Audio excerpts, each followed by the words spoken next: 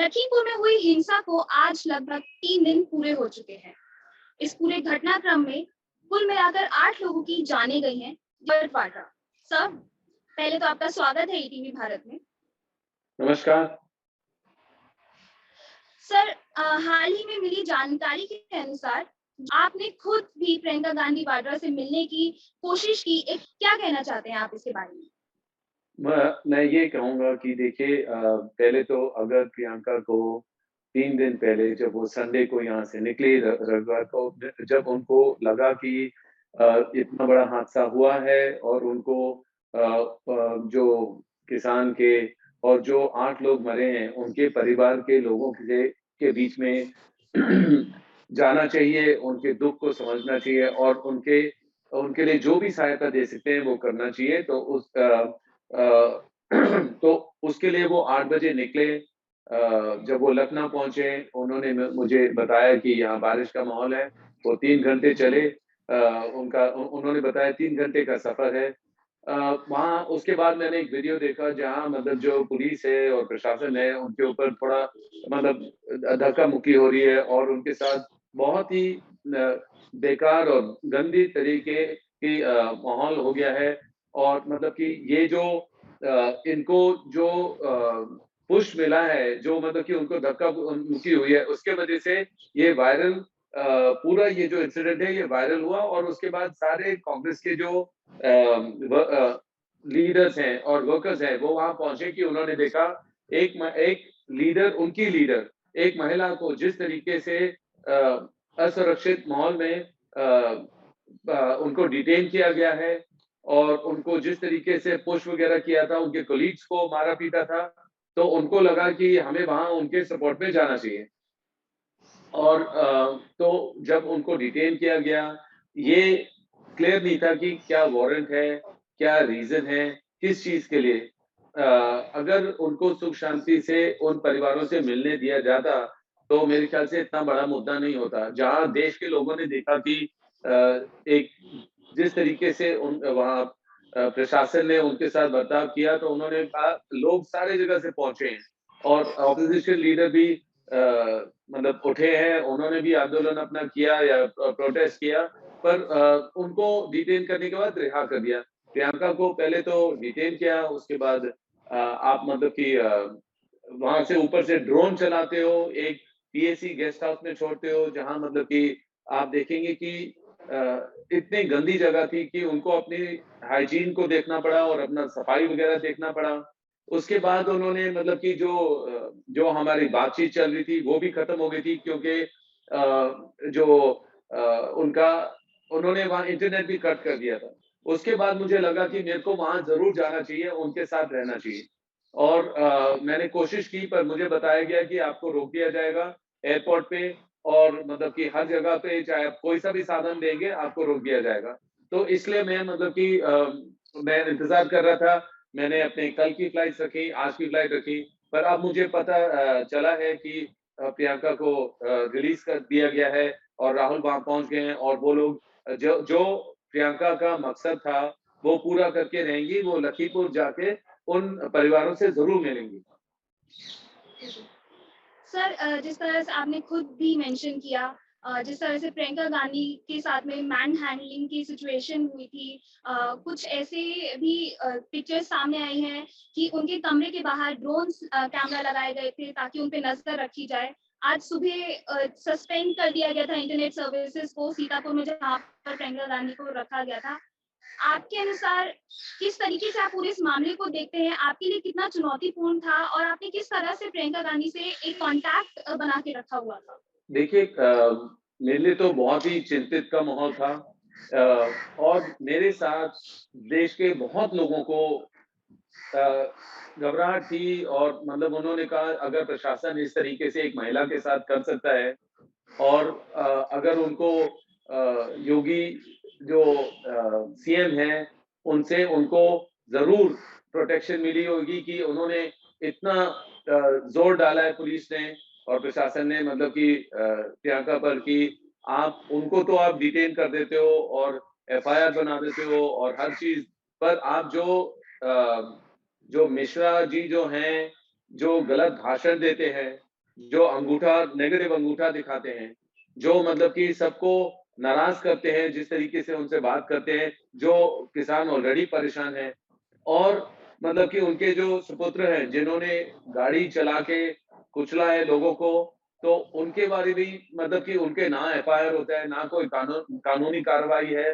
तो लोग इसको देखकर बिल्कुल गलत महसूस देख रहे हैं कि यूपी में लॉ एंड ऑर्डर का सिचुएशन है ही नहीं और जो डिक्टेटरशिप है, जो मतलब करना चाहते हैं करेंगे, चाहे महिला हो या कोई भी व्यक्ति हो और उनका मकसद क्या है? खाली उन जो पीड़ित परिवारों से मिले जो मतलब कि जो जिन्होंने अपने प्यारों को खोया है, चाहे वो बीजेपी के वर्कर हों, चाहे किसान हों, चाहे आपके पत्रकार हों। सर जहाँ एक तरफ आप या कांग्रेस के तमाम नेता हैं, वो लगातार ये आरोप लगा रहे हैं कि विपक्ष की आवाज को दबाने की कोशिश की जा रही है, कहीं न कहीं डेमोक्रेसी पे एक अटैक है। तो वहीं दूसरी तरफ हम देख रहे हैं कि भाजपा इस पूरे मामले को एक पॉलिटिकल टूरिज्म का नाम दे रही है। उनका ये कहना है कि आप लोग जो सीतापुर जाने की कोशिश कर रहे थे या लखीमपुर खीरी जाने की कोशिश कर रहे थे, वो सिर्फ एक फोटो अपॉर्च्युनिटी के लिए था, उससे ज़्यादा और कुछ नहीं। हाँ, देखिए मैंने भी सुना जो बीजेपी के जो स्पोक्स पर्सन है यूपी में, उन्होंने तरह-तरह की बातें बोली, जो मैं हैरान हूँ, जो ये पॉलिटिशियन हैं, जिनको एक पद पे बिठाया गया है, उनको उसकी अहमियत समझ नहीं है। क्योंकि अगर आप बोलेंगे कि अगर एक पति के नाते अगर मैं वहाँ पहुँचना चाह रहा हूँ, आप कह रही हैं ये फ़ोटो अपॉर्च्युनिटी, फिर आप कहेंगे कि मतलब ये समय सही नहीं है, आपको कोई और समय आना चाहिए। और और आप मतलब कि गलत कर रहे हैं और लोग आपके साथ जुड़ेंगे तो माहौल और बढ़ेगा, बिगड़ेगा।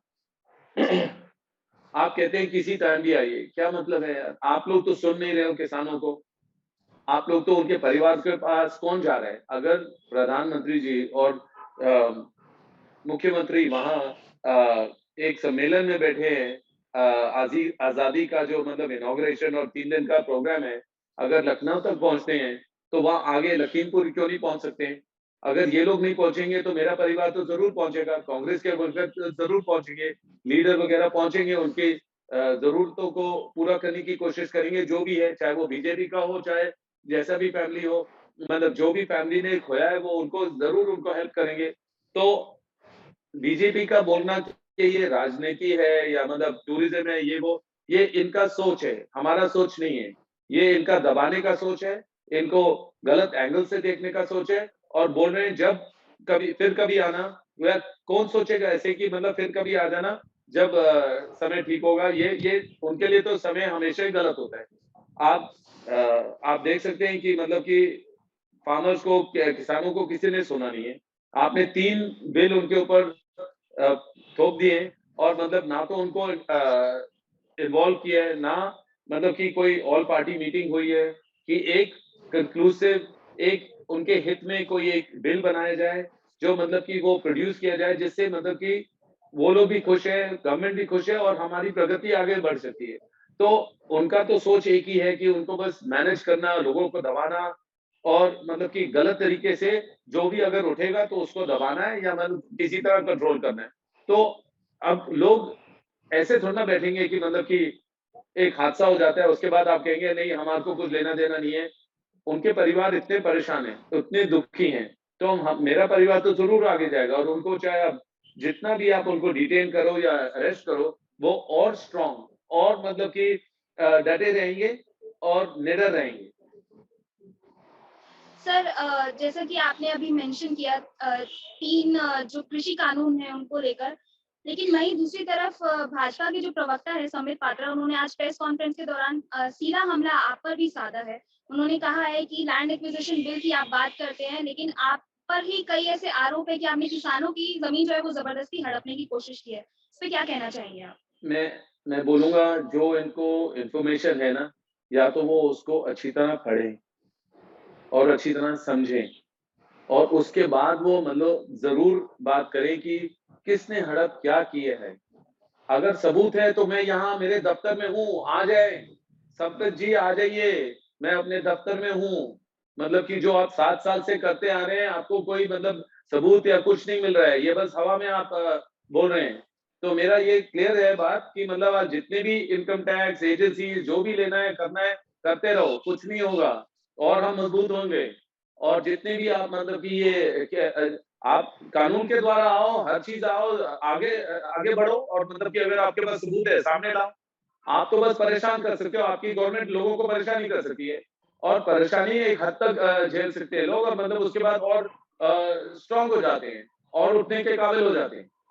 तो ये जो बोल रहे हैं ना बिल्कुल बेबुनियाद, बेकार में बोल रहे हैं, उनकी बात सुनने की ज़रूरत ही नहीं है। सर, आज कांग्रेस का भी एक प्रतिनिधिमंडल जो है वो लखीमपुर खीरी के लिए दिल्ली से रवाना हुआ है। अभी लखनऊ वो लोग पहुँचे हैं। क्या आपको लगता है कि आप लोग या अन्य विपक्षी दल भी जो है वो अब जाकर किसानों को जिनकी इस पूरी घटना में मौत हुई है, उनको न्याय दिलाने में सफल हो पाएँगे? बिल्कुल, हमारी तो पूरी मेहनत जारी है कि हम सफल होंगे मतलब किसानों के लिए और जिसकी भी आवाज़ नीचे दबती है उनके लिए और जितने भी मतलब कि जो भी अन्याय ये गवर्नमेंट कर रही है, हम उनके लिए खड़े होंगे, मेरे परिवार खड़ा होंगे और मतलब कि पूरा मेहनत करेगी, उनकी बात बुलंद करने के लिए और उनके एकजुट होकर कंधे से कंधा मिला के आगे चलेंगे। सर, एक आखिरी सवाल मैं आपसे पूछना प्लीज़ चाहूँगी। इस पूरे पूछिए। मामले में आप लोगों की तरफ से क्या कुछ माँगे हैं? क्या सीधे तौर पर एक संदेश जो है वो आप उत्तर प्रदेश सरकार तक पहुँचाना चाहते हैं? बहुत सिंपल है कि अगर आप प्रियंका को उस रात को मिलने देते, तो सुख शांति से वो पीड़ित परिवारों से मिल लेते और किसानों की बात को और माँगों को समझो, नहीं तो ये सारे जो हादसे हैं, ये बढ़ते जाएँगे और इतना बड़ा मुद्दा नहीं बनता अगर जिस तरीके से प्रशासन ने उनको धक्का-मुक्की किया, एक महिला के साथ असुरक्षित माहौल क्रिएट किया। तो अगर आप इन सब चीज़ों को समझोगे और अपने पद को समझोगे कि आप मतलब कि गलत भाषण देते हो और मतलब आपके जो सुपुत्र हैं, जो बीजेपी के जो मिनिस्टर के सुपुत्र हैं, लोगों को मारेंगे और कानून उस उनके तरफ नहीं देखेगा या एफआईआर नहीं होगा और गलत एक महिला को एफआईआर करोगे, जो खाली परिवार से मिलना चाह रही थी, तो ये सारा देश बर्दाश्त नहीं करेगी। बहुत-बहुत धन्यवाद हमसे बातचीत करने के लिए। हमारे साथ थैंक यू। मौजूद थे रॉबर्ट वाड्रा जिनका ये कहना थैंक यू। है कि प्रियंका गांधी सिर्फ किसानों के परिवारजनों से मिलना चाहती थी। अगर प्रशासन के द्वारा उनको नहीं रोका जाता, तो शायद ये पूरा मामला इतना बड़ा नहीं होता। वे केवल अपनी संवेदनाएँ प्रकट करना चाहती थी और उनका ये भी दावा है कि उनको भले ही कितना भी उत्तर प्रदेश सरकार रोकने की कोशिश करे, गांधी परिवार और कांग्रेस के जो तमाम नेता हैं वो आगे बढ़ते जाएँगे जब तक कि उन किसानों को न्याय ना दिला दें जिनकी इस पूरी घटना में लखीमपुर खीरी में हुई हिंसा में मौत हुई है। मैं नियामिका सिंह दिल्ली से ईटीवी भारत के लिए।